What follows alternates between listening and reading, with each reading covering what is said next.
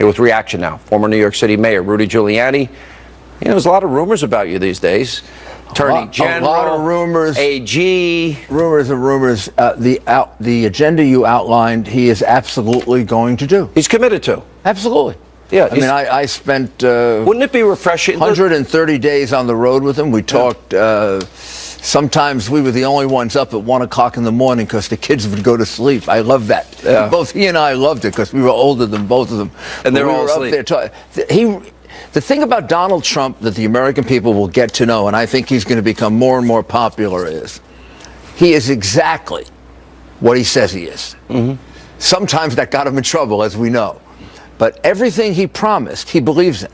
It's not one of these, I'm for the Keystone Pipeline, and then I'm against the Keystone Pipeline, then I'm for it, then I'm against it.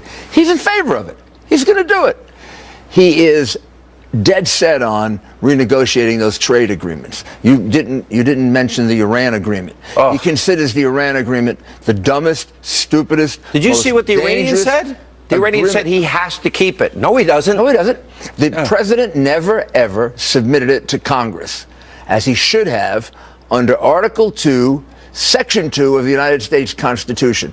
It's a treaty. I invite the people at home to go get out the Federalist Papers and read Federalist Paper 75, where Hamilton defines a treaty. This is a treaty. When it's not a treaty, just signed by the president, the next president can repudiate it like that. How many items off the top of your head on day one, executive orders, can he wipe out? I haven't counted them. I would say easily 50. Right away. Right away. Including executive amnesty. Executive amnesty, all kinds of powers that were given to EPA, the Congress didn't give to the EPA, which is how he revives the energy industry. Right. The energy industry is being crushed by the EPA. Mm-hmm. And they're being crushed by things that Congress wouldn't pass, that Obama signed into so-called law by executive order. Now, most of that will get struck down by the courts, but 2 or 3 years from now. A President Trump can just sign a paper and get rid of it. Let's go back to September 8th, 1974. Then President Gerald Ford. Let me read. I, Gerald Ford, President of the United States, pursuant to the pardon power conferred upon me by Article 2, Section 2 of the U.S. Constitution, have granted and by the present and grant full, free, and absolute pardon unto Richard Nixon for all offenses against the United States which he, Richard Nixon, has committed or may have taken part in during the period from January 2069 through August 9, 1974. Now, a lot of people have said to me today, well, wait a minute, Hillary's not been charged. No, that doesn't matter. If you become the Attorney General, Donald Trump's been very clear that we can't have a two-tier justice system and that these issues about the email server and the foundation will be pursued. Yeah. Also, the foundation investigation is still going on. Do you think Obama will pardon her? Does he have the ability to? He does. Is it absolute? In my view and my reading of the Constitution, which don't take as gospel, but I know it fairly well, argued before the Supreme Court, I believe the president's pardon power is absolute. And we're constitutionalists. Sure. So we would like it not to be maybe, but it is. So theoretically, he could pardon her for basically anything she might have done. Right, that has already happened. He can pardon her, obviously, for something she does in the future, but anything she has already done. Amazing. Now, and also, if you were the Attorney General, what about Uma, Abedin, Cooper, Mills, Pagliano, these guys who took the Fifth and apparently committed perjury? Right. WikiLeaks, you got the proof of the perjury.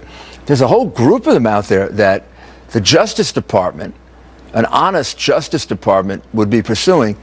And I can tell you, the FBI is pursuing. There will be some Republicans that say you got to focus on the agenda. This will be a distraction. Let Clinton go. There's an argument to be made for that, but there's also an argument to be made for equal justice under the law, which is, how do you not prosecute some of these and then go ahead and prosecute Martha Stewart for one count of lying to the FBI. Or this guy that's in jail now, Or Christian Saucier. how do you prosecute the guy in jail for taking pictures of the submarine?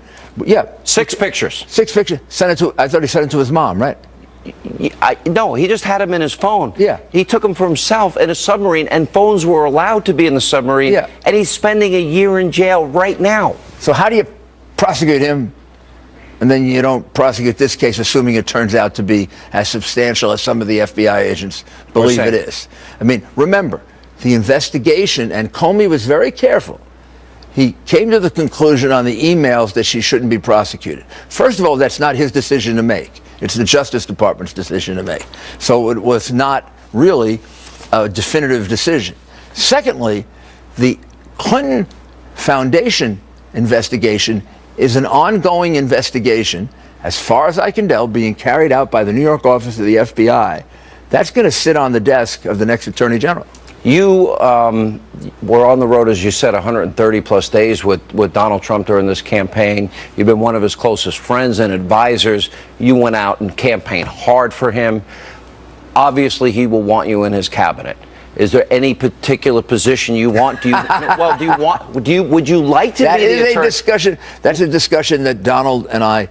So Hannity's not allowed in that discussion? No, you're not allowed in that discussion. That should be a very private discussion. See my place in the world, just right back to being a host. There's a whole transition team and a whole process you go through and vetting and everything. Is there else. any one position you'd prefer? Right now, I'm pretty happy where I am. So it would have to be something where I believe that only I could do that. If properly. I'm Hillary Clinton and Rudy Giuliani becomes the AG, no, I'm serious. I'd be scared to death, because I do believe Donald Trump. He said he would pursue it. And if you're the Attorney General and I'm Hillary Clinton, I would be scared to death, because I know how good a prosecutor you were. I was here when you were mayor. I know I remember honestly, the old press conferences. Honestly, I was a better prosecutor than mayor. Oh, you're a pretty good mayor. The mafia. Yeah, you went after the mob. Boski, Milken, a number of Ed. And you've become friends with Milken, right? Milken and I are good friends now, and I believe Milken is an excellent candidate for a pardon. Wow. All right, Mr. Mayor. And that's based on the good works that he's done after his conviction. This is a case of a guy who learned his lesson and has really helped society. All right, thanks. He was the junk bond guy. Yeah, you're right. He does a lot of charity. And I know a few others like that. It's not you and I are Catholics, right? And we know that people can redeem themselves. Absolutely. Some people can't. Right. Some people can't, and you got to know how to distinguish between them. All right, Mr. Mayor. Good to see you. Thank you. All right. Up